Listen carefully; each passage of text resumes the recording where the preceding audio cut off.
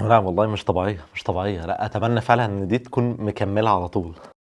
في محل كده من فتره كان منزل منتج ليميتد اديشن، ومن ساعه ما انا جربته وانا مش قادر اطلعه من دماغي، لدرجه ان انا كلمت الصفحه بتاعتهم فحاولت اوصل لصاحب المكان لغايه ما وصلت له وطلبت منه ان هو يعمل لي طلب مخصوص من المنتج ده عشان انا تقريبا بتوحم عليه. فخلينا النهارده نجرب الماتيلدا كيك رمضان اديشن من كريم، ودي بيجي معاها صوص شوكولاته وصوص كندر.